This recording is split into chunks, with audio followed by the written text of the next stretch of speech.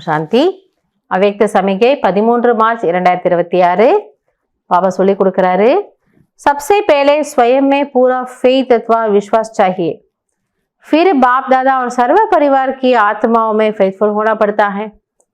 பாபா சொல்லி கொடுக்குறாரு, முதலில் உங்களுக்கு உங்கள் மீது நம்பிக்கை வேண்டும், சுய நம்பிக்கை வேண்டும், தைரியம் வேணும். ஆனால் நிச்சய புத்தி இருக்கக்கூடிய ஆத்மாக்கள் பரிவாரத்தினுடைய அனைத்து ஆத்மாக்கள் மீதும் அவர்களுக்கு நம்பிக்கை இருக்கும். ஏன்னா பரிவாரமும் நமக்கு ரொம்ப அவசியமானது இல்லையா? ஸோ நம்ம லௌகிக்கமோ அலௌகிக்கமோ ரெண்டுமே வேணும் இல்லையா? இது வேணாம், இவங்களோட எனக்கு செட் ஆகலை, ஒத்து வரலை, விருப்பு காட்டுறதோ அல்லது ஒதுங்கி போகிறதோ நேச்சர் கிடையாது. அப்போ பாபா என்ன சொல்றாரு, நம்பிக்கையுடைய ஆத்மாக்கள் ஒவ்வொரு ஆத்மாவின் மீதும் சுபபாவனை நம்பிக்கை வைக்கின்றார்கள்.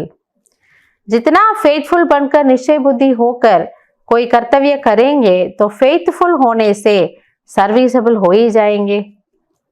அப்ப பாபா சொல்லி கொடுக்கிறார், எந்த அளவிற்கு நீங்கள் நிச்சய புத்தி உடையவராகி இருக்கிறீர்களோ, எந்த ஒரு காரியமும் செய்வீர்களோ, அப்பொழுது அந்த ஃபெய்த்ஃபுல்லான ஆத்மாவினுடைய கடினமான உழைப்புக்கு பாபா என்ன பண்ணிடுறாராம், ஹெல்ப் பண்ணிடுறாரு. ஸோ பாபா சொல்றாரு, நீங்க சக்சஸ்ஃபுல்லா ஆயிடலாம். फेथफुल होने से हर कर्तव्य हर संकल्प हर बोल पावरफुल होगा.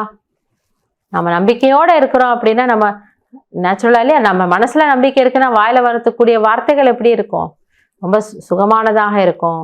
டென்ஷன்ல வரமாட்டோம், பயப்பட மாட்டோம், ஐயோ அப்பா சொல்ல மாட்டோம், மறதியில வரமாட்டோம். ஏன்னா நமக்கு தான் கவலை இல்லையே, நிச்சயித்து. ஆனா ஆதாரம் சொல்லிட்டாரு நிச்சய புத்தி. அப்ப பாபா புரிய வைக்கிறாரு, நிச்சய புத்தி இருக்கக்கூடிய குழந்தைகள் அவர்கள் ஒவ்வொரு காரியத்திலும், ஒவ்வொரு சங்கல்பத்திலையும், ஒவ்வொரு பேச்சிலையும் பவர்ஃபுல்லாக இருப்பாங்க. ஏன்னா அங்கே வேஸ்ட்டும் இல்லை, அங்கே நெகட்டிவ் இல்லை. அப்படிப்பட்ட குழந்தைகள் சக்திசாலியாக இருப்பார்கள். எனவே நாமும் நம்ம மேலே நம்பிக்கை வச்சு, பாபா மேலே நம்பிக்கை வச்சு சக்ஸஸ்ஃபுல்லான ஆத்மாவாக ஆகிடலாம். நல்லது. ஓம் சாந்தி.